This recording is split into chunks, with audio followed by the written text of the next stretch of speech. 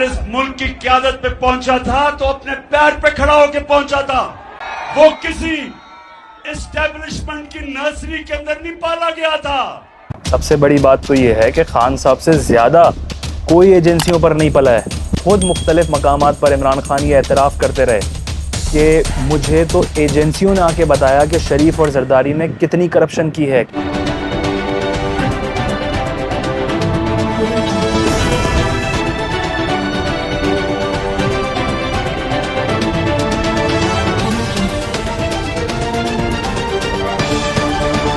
چکوال جلسے میں عمران خان نے ایک جارحانہ انداز اپنایا اور مسٹر ایکس اور مسٹر وائی سے مخاطب ہوئے اور قوم کو ایک میسج دیا.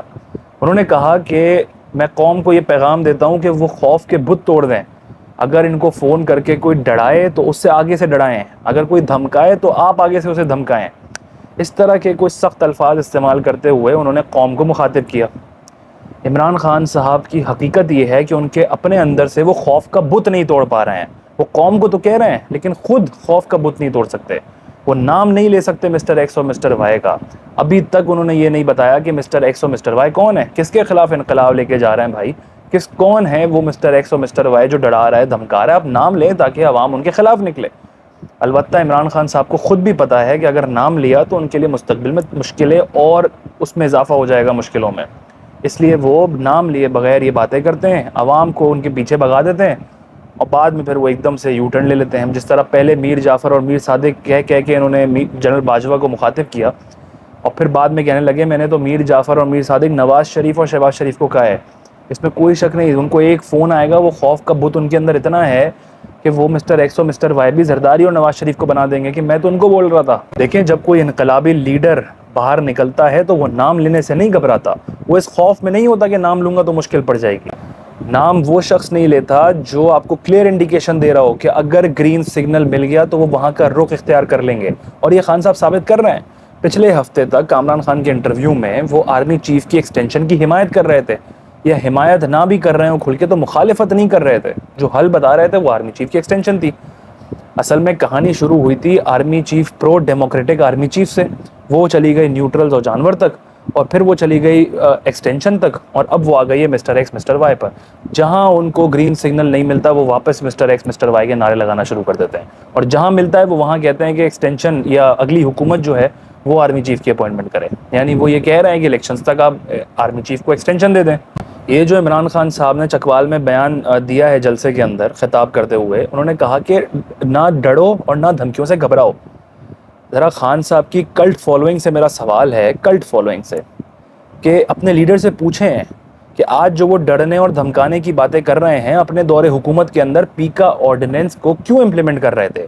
پوری کی پوری قوم کے ہاتھ پیر باندھ رہے تھے کہ اگر فوج اور عدلیہ کے خلاف کچھ بھی کہا تو سیدھا جیل ہوگی, اور آج آپ کہہ رہے ہیں مسٹر ایکس اور مسٹر وائی اور ساری ایجنسیوں کے خلاف آپ نے نعرے لگانا شروع کر دیے ہیں. شرین مزاری صاحبہ عمران خان کے اس خطاب کے بعد ٹویٹر پہ ٹویٹ کرتی ہیں کہ ایسی ریاست کے نیچے ہم نہیں رہ سکتے جو ڈر کی بنیاد پر کنٹرول حاصل کرے.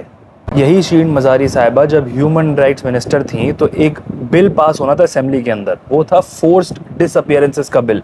وہ غائب ہو گیا اسمبلی سے, وہ کہیں کھو گیا, اور وہ فورسڈ ڈس اپیئرنسز جو کئی ادارے یا خلائی مخلوق ہمارے ملک کی بلوچ اور پشتونوں کو اٹھانے میں کر رہی تھیں, تب یہ فورس ڈس اپیئرنسز کے خلاف یا ایسی ریاست کے خلاف جو ڈر کی بنیاد پہ کنٹرول حاصل کر رہی ہو, تب وہاں پہ رہنا جائز تھا. بات صرف اتنی سی ہے کہ خان صاحب چاہتے ہیں کہ ان کے ساتھ اگر اسٹیبلشمنٹ کھڑی ہو تو صحیح ہے اور نہ ہو تو غلط ہے. اسٹیبلشمنٹ سے یاد آیا کہ خان صاحب نے جلسے میں کہا میں اپنے پیروں پہ یہاں تک پہنچا ہوں, ایجنسیوں کی نرسریوں پر نہیں پلا. اگر اس ملک کی قیادت پہ پہنچا تھا تو اپنے پیر پہ کھڑا ہو کے پہنچا تھا.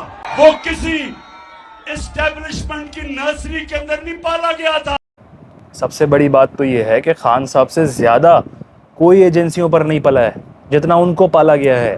خود مختلف مقامات پر عمران خان یہ اعتراف کرتے رہے کہ مجھے تو ایجنسیوں نے آ کے بتایا کہ شریف اور زرداری نے کتنی کرپشن کی ہے. اسٹرگل کر رہا تھا تو مجھے اسٹیبلشمنٹ کی طرف سے کئی دفعہ مجھے ISI نے مجھے بتاتے تھے ان کی چوری کے, یہ جی انہوں نے اتنی چوری کی. یہ بھی جو دور تھا ان کا 2008 سے لے کے.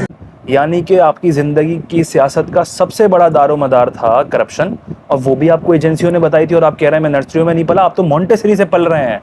پھر اس کے بعد 2014 میں جب راحیل شریف صاحب آرمی چیف تھے اور ان کے ڈی جی آئی تھے ظہیر الاسلام، ظہیر الاسلام کے اوپر بڑی خبریں ہیں، ڈان کے اندر شائع ہوئی ہیں، دا نیوز پہ شائع ہوئی ہیں، اور بہت سارے اور پلیٹ فارمز پہ، جہاں یہ کلیئرلی لکھا ہے کہ ظہیر الاسلام وہ شخص ہیں جو عمران خان کی بڑی سالڈ بیکنگ کر رہے تھے۔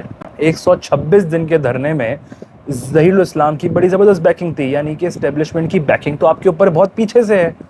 یہاں تک کہ ظہیر الاسلام نے پارٹی کی جو اپنی اندرونی میٹنگ ہوتی ہے وہاں بھی یہ بات کہی کہ ہم نے تیسری فورس کو موقع دیا، 2 کو ہم آزما چکے تھے، ہم نے تیسری کو موقع دیا کہ وہ ڈیلیور کرے گی، اور وہ تحریک انصاف تھی۔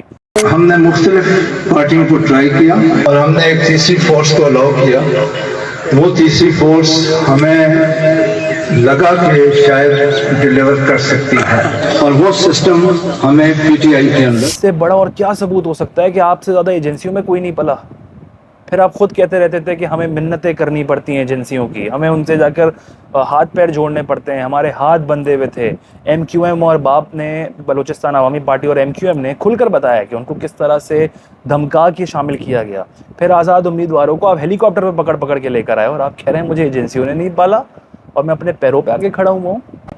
بات صرف یہاں پر آ گئی ہے کہ حقیقی آزادی خان صاحب کی، امپورٹڈ گورنمنٹ، غلامی، انقلاب، یہ سب نیریٹو ٹھنڈے پڑ گئے ہیں۔